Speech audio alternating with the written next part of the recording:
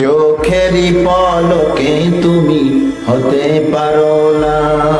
শনিবার 6 সেপ্টেম্বর রাত 10:30 চারদিকে খবর ছড়িয়ে পড়ে মসজিদের খতিব আমিনুল হক নোমানীকে নিজ বসত ঘরে হত্যা করেছে দুর্বৃত্তরা। কিন্তু ঘটনায় যে মোড় নিয়েছে তা শুনলে অবাক হতে হবে যে কাউকে। সিনেমা দেখে অনুপ্রাণিত হয়ে বাবার শাসন থেকে বাঁচতে অনলাইন থেকে ছুরি কিনে বাবা আমিনুল হক নোমানীকে হত্যা করে তারই বড় ছেলে রেদওয়ান। ঘটনার 7 দিন পর আজ শনিবার এক জরুরি সংবাদ সম্মেলন করে ভোলা জেলা পুলিশ। সেখানে পুলিশ সুপার শরীফুল হক যে তথ্য প্রকাশ্যে আনেন তা শুনে চমকে ওঠে উপস্থিত সকল গণমাধ্যম কর্মী।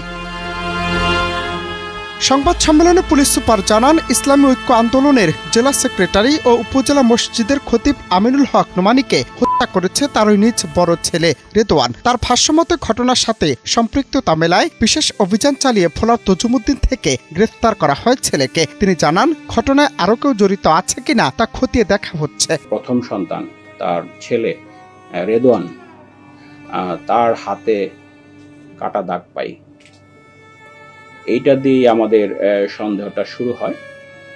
তারপরে তাকে অন্য সব পরিবারের সদস্য অন্যদের মতো তাকেও জিজ্ঞাসাবাদ করা হয়। তারপরে করতে করতে করতে করতে একটা পর্যায়ে গিয়ে আমরা যেটা জানতে পারি, এই নৃশংস হত্যাকাণ্ডটি তার নিজের সন্তানই এটা করেছেন। এবং এই নিয়ে আমরা অনেকগুলো তথ্য পেয়েছি। তার সন্তান, এটার একটা অন্যতম কারণ ছিল তার পিতা তাকে অত্যন্ত কড়া শাসনে রাখতেন, এটা তার একটা অভিযোগ।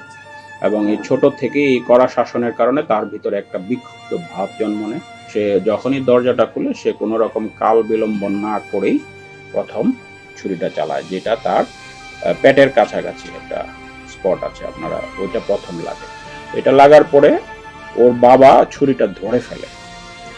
আমাদের সুরতহালেও ওর বাবার হাতে কাটার দাগ আছে।